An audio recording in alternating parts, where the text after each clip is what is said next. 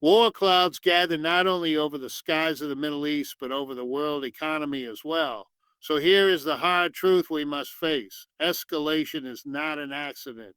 It is the natural consequence of decades of policies that treat war as a solution, intervention as a right, and dominance as permanent. Yemen's strike on Israel is a warning shot, not just to a single country, but to the entire system that believes it can forever dictate the terms of conflict. The question is not whether this strike changes the game, it already has. The question is whether the world is ready to recognize that a new chapter of conflict has begun, one in which the weak no longer play by the rules written for them by the strong. And that, my friends, should unsettle us all. Regional power dynamics in the Middle East have always been fragile, a chessboard where alliances are temporary, rivalries are deep rooted, and outside powers move pieces as much as local ones do. Yemen's strike on Israel throws this delicate balance into chaos, reshaping calculations not just for the countries directly involved, but for the entire region. The simple truth is this: when a country that was long dismissed as weak and fractured demonstrates the ability to strike across borders, it shifts the perception of power in ways that cannot be ignored. And perception in geopolitics often matters as much as reality. For decades, Israel has positioned itself as the dominant military power in the Middle East, a state whose strength was unquestioned, whose advanced weapons and American backing made it untouchable. Yet here we are, missiles and drones from Yemen, one of the poorest nations on earth, raining down in defiance of that image. That act alone changes how the region views Israel. It signals that its security, once thought of as ironclad, can be tested by forces that are not conventional armies, but asymmetric players willing to absorb loss in exchange for symbolism and defiance. Every successful strike, no matter how limited in military impact, erodes the narrative of invulnerability that Israel has carefully cultivated. At the same time, this escalation elevates Yemen's profile. For years, the Houthis were treated as a nuisance, a proxy force entangled in a brutal conflict with Saudi Arabia. Now, by striking Israel, they place themselves on the front line of a wider regional struggle, aligning their cause with the broader anti-Israel sentiment that runs through parts of the Middle East. Whether one agrees with them or not, the reality is that their image has transformed from local insurgents to regional actors capable of shifting geopolitical conversation. That leap is not just symbolic, it is strategic. It means other nations, other movements, and other governments must factor Yemen into their calculations.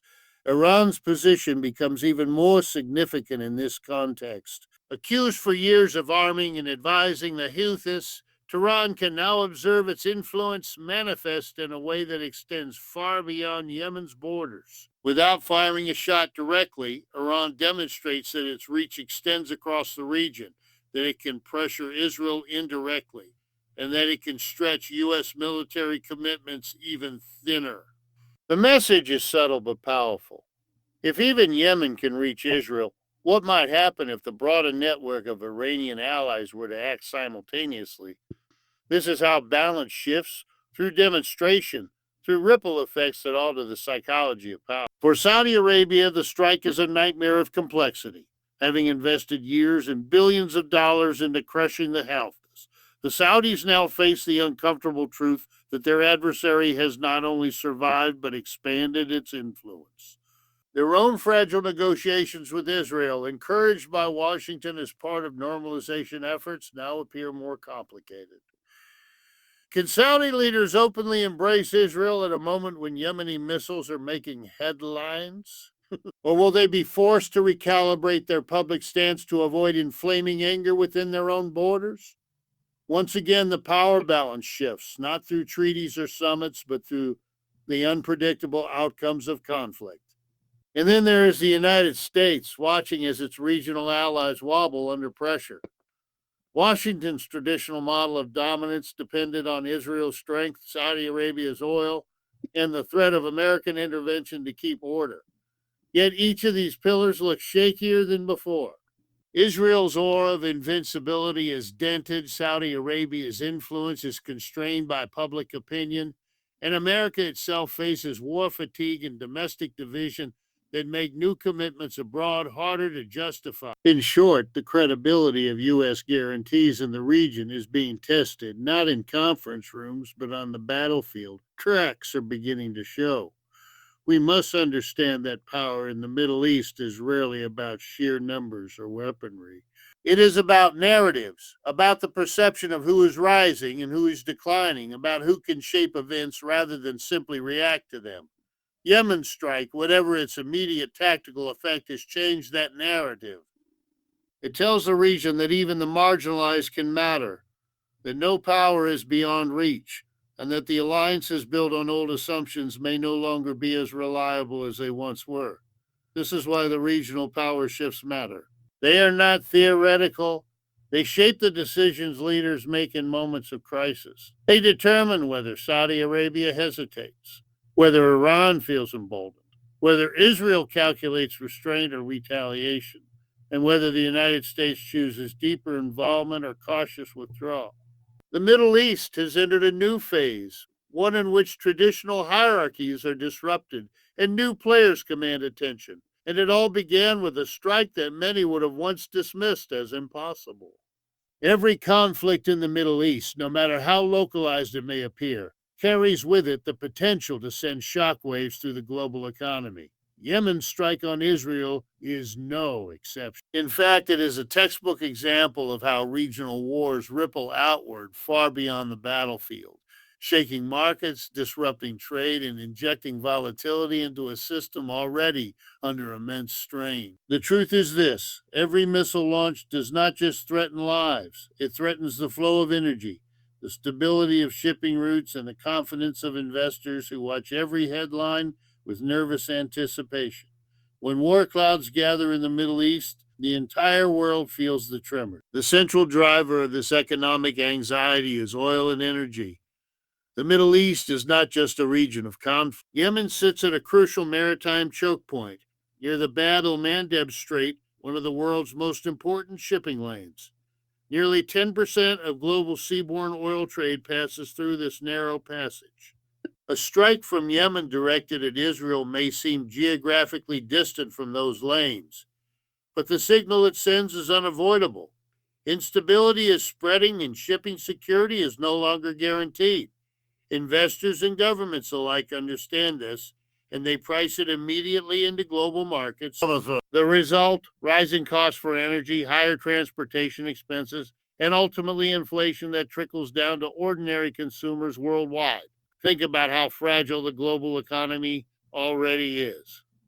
Inflation has been stubborn. Supply chains have only just begun to recover from the pandemic disruptions.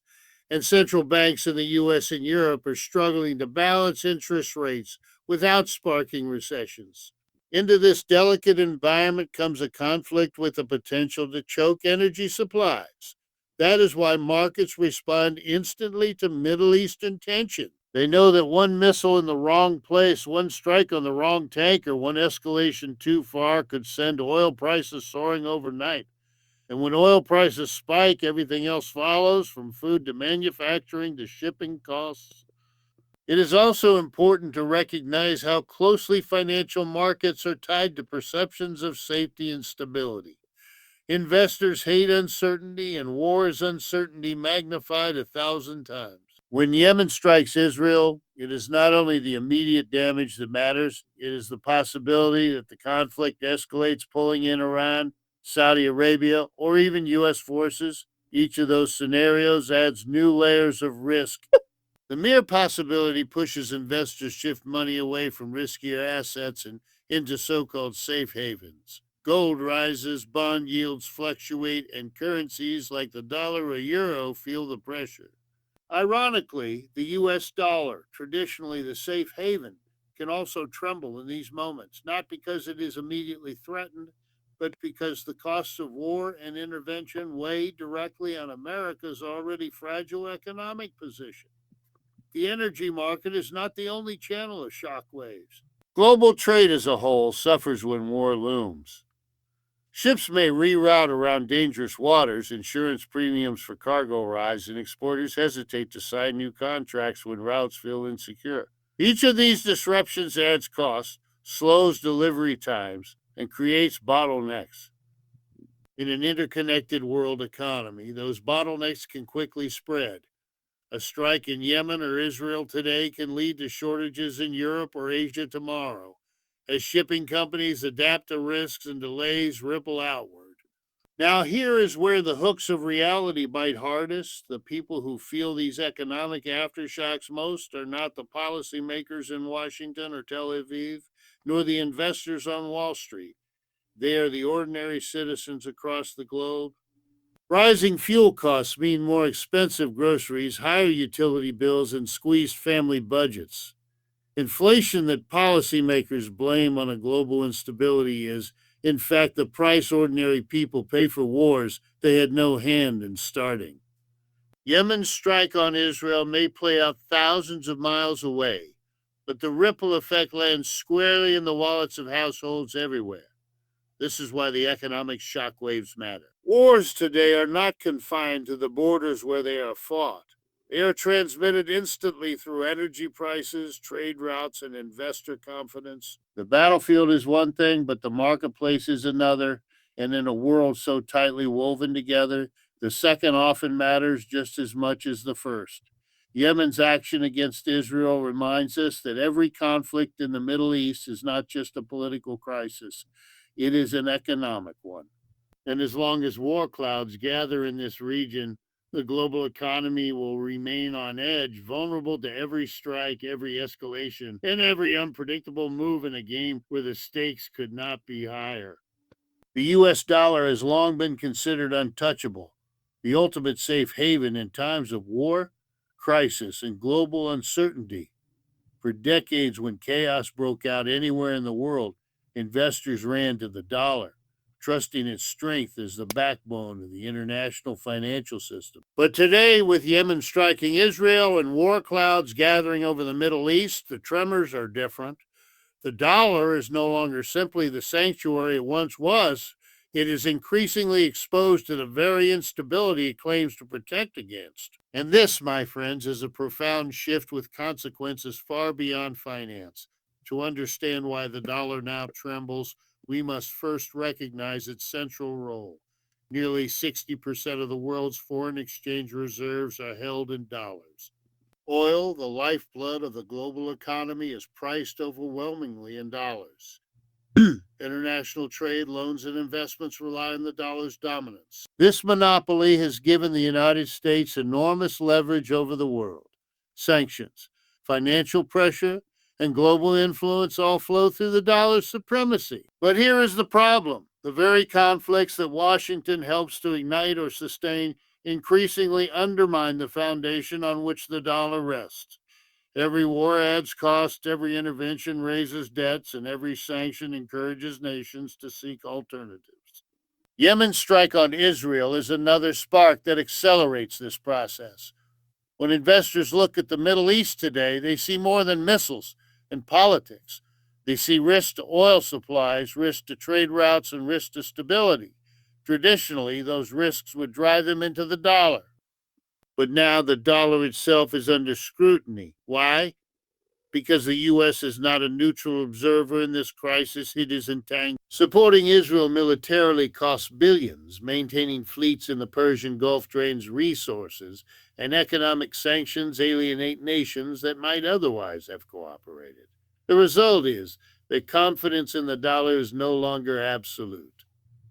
Nations like China, Russia, Iran, and even U.S. allies are increasingly exploring alternatives, from bilateral trade agreements and local currencies to talk of commodity backed systems that bypass the dollar entirely. Every conflict makes that search more urgent. Think about this: the dollar's strength depends on trust. Trust that the U.S. can manage its debts, trust that its economy is stable, trust that it will not overreach militarily or politically.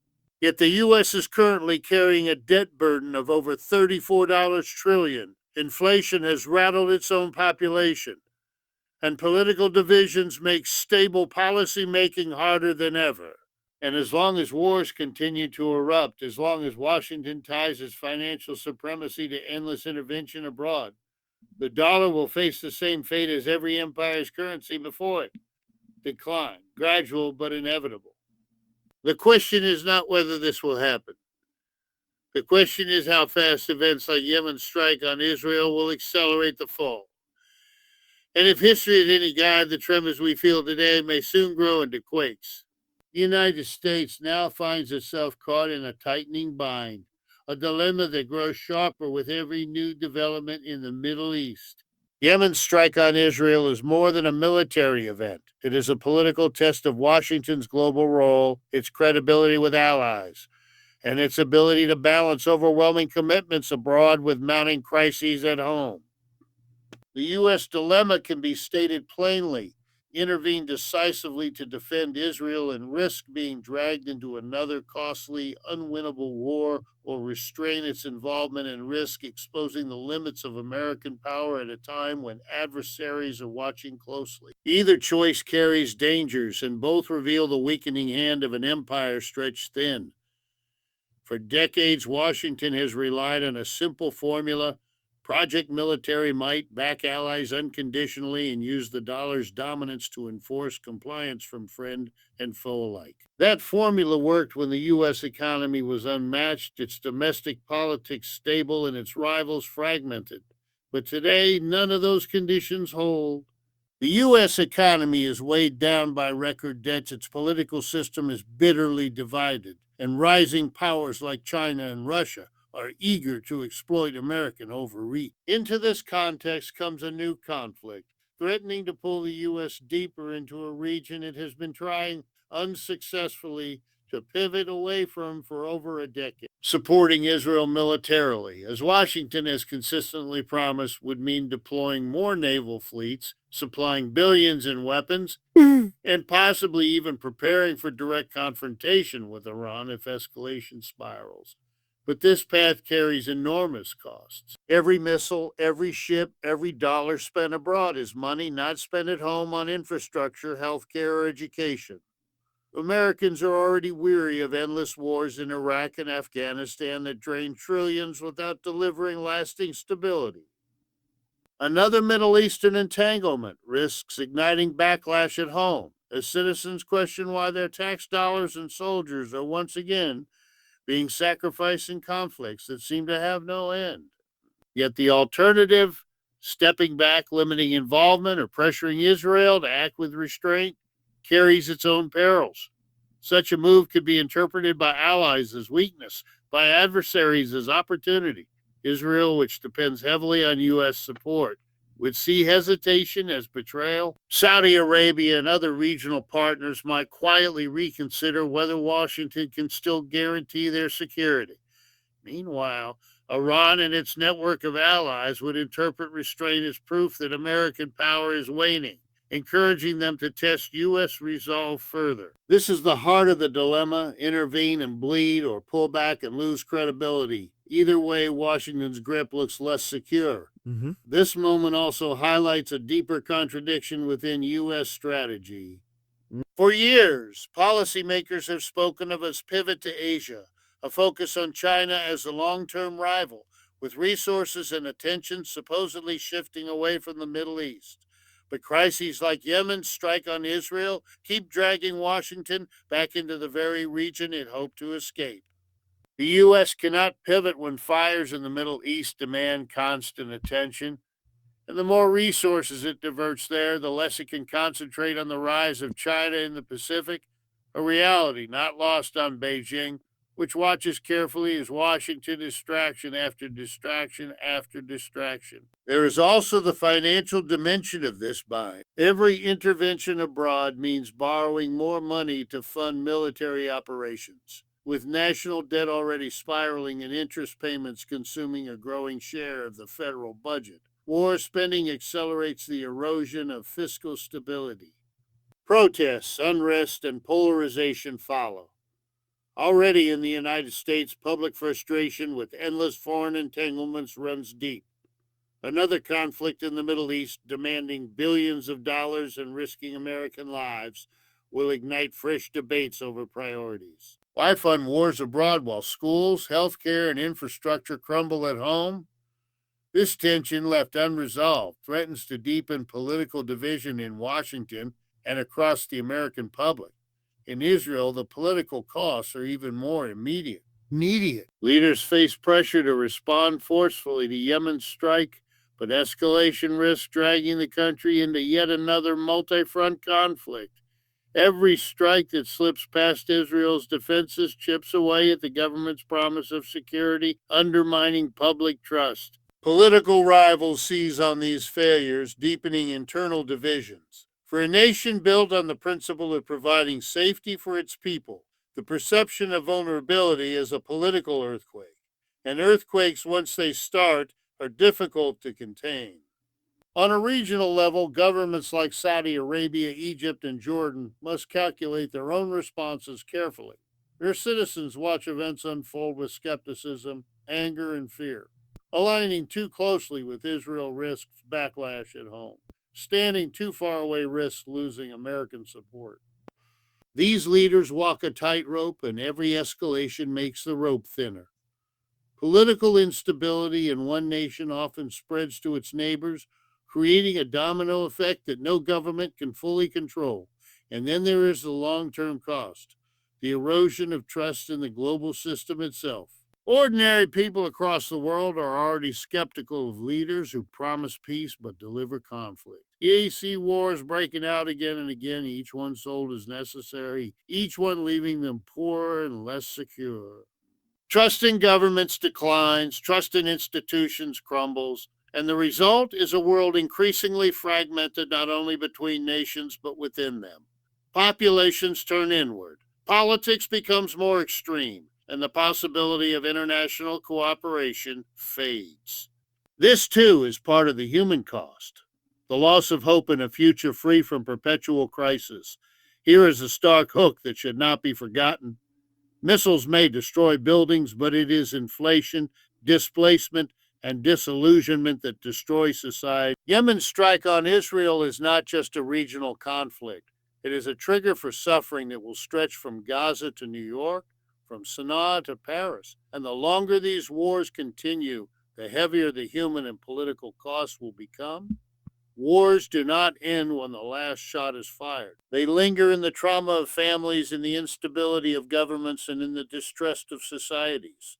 That is the true legacy of conflict. And it is this legacy, paid for by millions of ordinary people, that should make us pause every time leaders speak casually of a necessary war, strategic strikes.